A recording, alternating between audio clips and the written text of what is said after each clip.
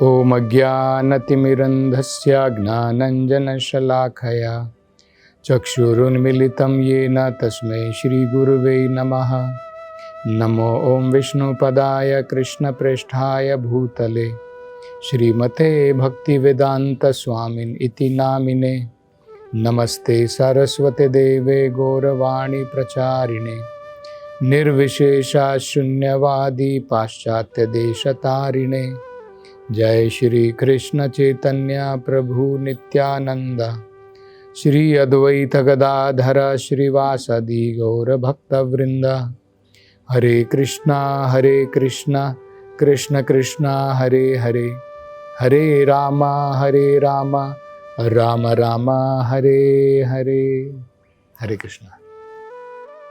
तो जड़ा भरत जी महाराज रहुगुण को अलग अलग उदाहरण दे करके मन हमारा किस प्रकार से हमें भौतिक संसार में रखता है, मन के कारण ही उसमें जो इच्छाएं आती हैं, मन के कारण जो अनेकों प्रकार के कर्म हम करते हैं, उसके अनुसार उसके फल भुगतने के लिए अनेकों प्रकार के प्राणियों में हमें जन्म लेना पड़ता है। तो ये वो समझा रहे थे। एक और बढ़िया उदाहरण वो देते हैं। वो उदाहरण देते हैं एक दीपक का, दिया। दिवाली के समय में हम दिया जलाते हैं।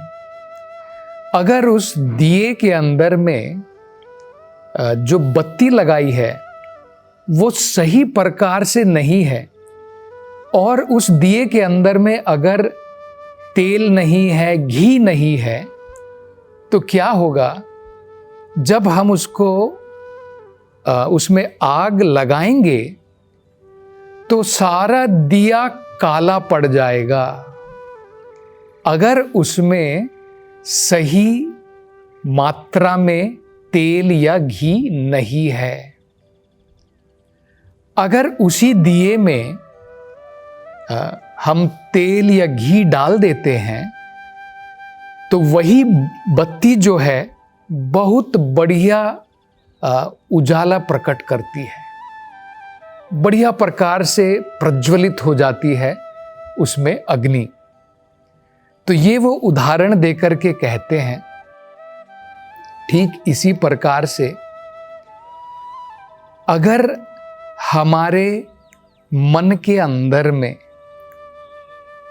कृष्णा भावनामृत की भक्ति है, भगवान के प्रति भक्ति है, तो वो क्या कार्य करती है? वो घी का कार्य करती है या तेल का कार्य करती है, जिससे हमारा जीवन प्रज्वलित हो जाता है। आध्यात्मिक ज्ञान के द्वारा हमारा जीवन चमक जाता है। वो जो अग्नि है सही प्रकार से जलती है। और अगर हमारा मन, उसके अंदर में भौतिक विचार हैं, भौतिक इच्छाएं हैं, तो उससे क्या होता है? पूरा दिया काला पड़ जाता है। हमारा जीवन बिल्कुल उसी प्रकार से नीरस हो जाएगा और अनेकों प्रकार के केवल भौतिक कष्ट हम भोगेंगे। तो मन कितना महत्वपूर्ण है, उसको नियंत्रण में रखना कितना महत्वपूर्ण है, वो जड़ा भरत जी जो है अनेकों प्रकार के उदाहरण के द्वारा रहुगुण राजा को समझा रहे। अब आगे वो बड़ा सुंदर वर्णन करते हुए बताते हैं, हे राजा रहुगुण, ये जो मन है ये कैसे कार्य करता है, किन चीजों का प्रयोग करके मन जो है भौतिक संसार में कार्य करता है। क्योंकि प्रश्न ये उठेगा हमारे मन में कि आप कह रहे हैं मन को कंट्रोल करना है, नियंत्रण में रखना है। पहले हमको ये तो पता होना चाहिए कि मन कैसे कार्य करता है, तब तो जाकर के हम उसको नियंत्रण में कर सकते हैं। तो वो कहते हैं, जड़ा भरत जी कहते हैं, मन 11 वस्तुओं के द्वारा कार्य करता है। ये 11 वस्तु क्या है? 5 ज्ञान की इंद्रियां, 5 कर्म की इंद्रियां और 1 अहंकार। तो संस्कृत में इनके नाम दिए हैं। ज्ञानेंद्रियां 5 कौन सी होती है? चक्षु। चक्षु का मतलब हमें पता है आंखें। आंखों के द्वारा हम देखते हैं। ये मन कैसे कार्य कर रहा है? आंखों के द्वारा हम देखते हैं। फिर श्रोत्र। श्रोत्र का मतलब होता है कर्ण, कान। कान के द्वारा हम सुनते हैं। तीसरा ग्राहणा। ग्राहणा का मतलब होता है नाक। नाक के द्वारा हम सूंघते हैं। चौथा होता है रसना। हमारी जिह्वा, जीभ, उसके द्वारा हम रस का आस्वादन करते हैं। पांचवा है त्वक। हमारी ये जो स्किन होती है, त्वचा, त्वचा के द्वारा हम कुछ चीजों को अनुभव करते हैं, महसूस करते हैं। तो मन देखिए इन 5 ज्ञानेंद्रियों के द्वारा कार्य करता है। आंखों के द्वारा देखता है, कानों के द्वारा सुनता है, जीभ के द्वारा स्वाद लेता है रस का, त्वचा के द्वारा कुछ अनुभव होता है हमें, ये कठोर वस्तु है, ये मुलायम वस्तु है। नाक के द्वारा हम अलग अलग प्रकार की गंध का उसको जो है सूंघते हैं। तो ये 5 हो गई ज्ञानेंद्रियां। अब 5 हैं कर्मेंद्रियां। वो कौन सी है? हस्ता, पादा। हस्ता का मतलब होता है हाथ, पादा का मतलब होता है पांव, वाक मतलब होता है हमारा मुख जिसके द्वारा हम बोलते हैं, पयु, पयु का मतलब होता है हमारे वो अंग जिसके द्वारा हम मल और मूत्र जो है त्यागते हैं, उसे पयु कहते हैं। उपस्थ, उपस्थ का मतलब होता है हमारा वो अंग जिसके द्वारा हम संतान की उत्पत्ति करते हैं। तो 5 कर्मेंद्रियां, हाथ, पांव, हमारा मुंह जिसके द्वारा बोलते हैं, पयु जिसके द्वारा हम मल और मूत्र का त्याग करते हैं, और उपस्थ जिसके द्वारा हम संतान की प्राप्ति करते हैं। तो ये 5 कर्मेंद्रियां कहलाती है। 5 ज्ञान की इंद्रियां, 5 कर्म करने वाली इंद्रियां, और 11वां जो है, तो ये 10 हो गए, 11वां जो है उसे कहते हैं अहंकार। तो अब हम ये देखेंगे इनके द्वारा हम क्या क्या कार्य करते हैं। मन जो है क्या क्या कार्य करता है इनके द्वारा, तो वो भी संस्कृत में शब्द बताए हैं। चक्षु के द्वारा रूप हम देखते हैं। तो मन जो है रूप को देख करके आकर्षित होता है, कुछ रूप को देख करके घृणा आती है, अरे ये तो बहुत भद्दा है। कहीं पर हम मान लीजिए एक्सीडेंट देख लेते हैं, दुर्घटना घट गई है, तो हमारा मन खराब हो जाता है उसको देख करके। तो कुछ रूपों को देख करके हमारा मन प्रसन्न होता है, कुछ रूपों को देख करके हमारा मन दुखी हो जाता है। दूसरा है श्रोत्र, कानों के द्वारा शब्द सुनते हैं, मधुर शब्द सुनते हैं या फिर कर्कश आवाज सुनते हैं। कुत्ता भौंक रहा है, कौवा जो है जोर जोर से काँव काँव कर रहा है तो हमें अच्छा नहीं लगता है। कोयल बोल रही है या फिर कुछ मधुर गीत सुन रहे हैं, वो हमें बढ़िया लगता है। तो देखिए, मन किस प्रकार से इन इंद्रियों का प्रयोग करके ज्ञानेंद्रियों का प्रयोग कैसे करता है। आंखों के द्वारा रूप को देखता है और किसी में उसको प्रसन्नता मिलती है, किसी में उसको दुख मिलता है। इसी प्रकार से कानों के द्वारा भी है। फिर ग्रहणा, अपने नाक के द्वारा ग्रहणा से क्या लेते हैं हम लोग? गंधा। गंध कैसी है? आहा, ये बहुत सुंदर सुगंध है।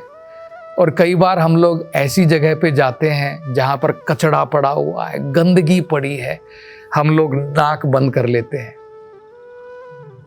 तो ये भी देखिए अलग अलग प्रकार की होती है। फिर है रसना, जीभ के द्वारा रस का आस्वादन करते हैं। कुछ कड़वा है, तीखा है, मीठा है, तो जीभ के द्वारा हम ये आस्वादन करते हैं। और त्वक, त्वचा के द्वारा स्पर्शा। स्पर्श का मतलब होता है कुछ स्पर्श जो है बढ़िया लगता है, मुलायम है, कुछ बड़ा हार्ड है, कठोर है। तो ये ज्ञानेंद्रियां हो गई। अब कर्मेंद्रिय के द्वारा तो हमें पता है हम क्या क्या करते हैं। हाथ के द्वारा कुछ काम करते हैं, पाँव के द्वारा कुछ काम करते हैं, जहाँ से मल मूत्र का त्याग करते हैं उसके द्वारा भी वो कार्य करते हैं। संतान की उत्पत्ति के लिए हम कार्य करते हैं, तो उसके द्वारा हम कर्म करते हैं। ज्ञानेंद्रियों के द्वारा ज्ञान लेते हैं। ये रूप अच्छा है, ये भद्दा है, ये गंदा है, ये बढ़िया सुगंध आ रही है, ये दुर्गंध आ रही है, ये कड़वा है, ये मीठा है, ये मुलायम है, ये बड़ा कठोर है। तो किस प्रकार से मन देखिए संसार में अब कार्य कर रहा है, इन क्षेत्रों के ऊपर, इन इंद्रियों का प्रयोग करके। और बाद में ये जो अहंकार होता है, तो ये 10 हो गए। 11वें से कैसे काम करता है? अहंकार के द्वारा क्या कार्य करता है? अहंकार के द्वारा मैं ये शरीर हूं, ये अहंकार है। हम शरीर नहीं हैं, लेकिन अहंकार आत्मा को शरीर से जोड़ देता है। और मन के द्वारा हम सोचते हैं ये मैं शरीर हूं, मैं मोटा हूं, मैं पतला हूं, मैं बुद्धिमान हूं, मैं ब्राह्मण हूं, मैं क्षत्रिय हूं, मैं पुरुष हूं, मैं स्त्री हूं, मैं बालक हूं, मैं कुत्ता हूं, मैं बिल्ली हूं।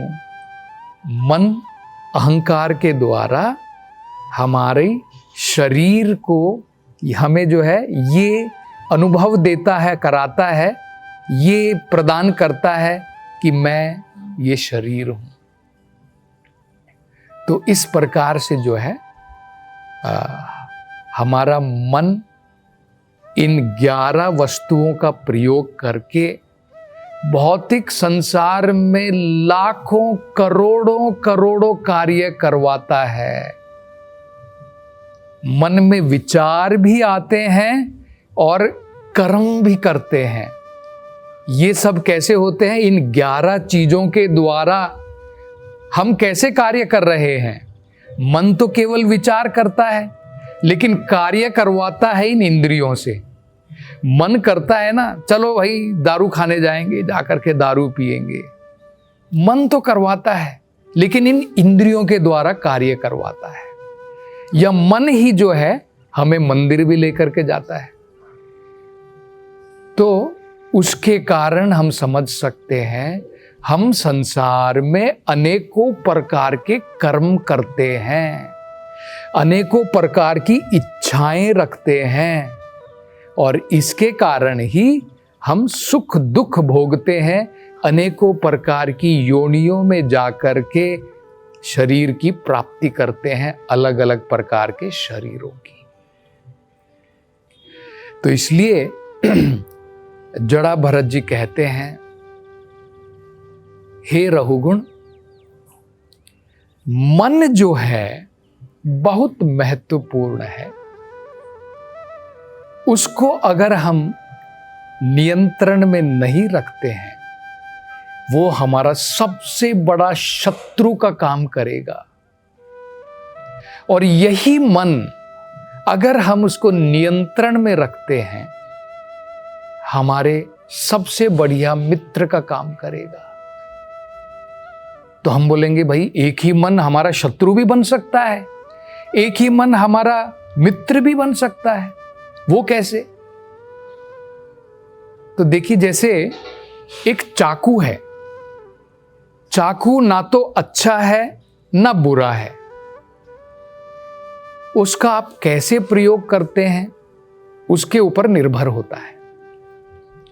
आप चाकू का प्रयोग फल काटने के लिए करते हैं, डॉक्टर चाकू का प्रयोग ऑपरेशन करने के लिए करता है, और बहुत सारे बढ़िया प्रयोगों में हम जो है चाकू का प्रयोग कर सकते हैं।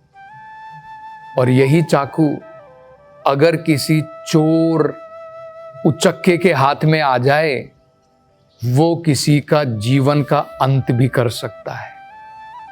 तो चाकू और अच्छा और बुरा नहीं है, उसका प्रयोग आप कैसे करते हैं उसके ऊपर निर्भर है। इसी प्रकार से अगर हम मन को नियंत्रण में नहीं रखते हैं, ये मन हमारे भौतिक संस्कृति का कारण बनेगा। बार बार जन्म लेना पड़ेगा, बार बार मरना पड़ेगा, बार बार कर्म करने पड़ेंगे, अनेकों योनियों में जाना पड़ेगा। और इसी मन को इस जीवन में भी, अभी शरीर में भी अगर हम नियंत्रण में रखते हैं, तो जीवन मुक्ता इस शरीर में रह करके भी हम मुक्त हो जाते हैं। और शरीर छूटने के बाद में दोबारा हमें जन्म लेने की जरूरत ही नहीं पड़ेगी, हम सनातन धाम में प्रवेश कर जाते हैं। तो ये जो है जड़ा भरत जी महाराज रघुगुण को बता रहे हैं, और आगे अब वो क्या उपदेश देते हैं उसकी चर्चा हम अगली कथा में करेंगे। हरे कृष्णा।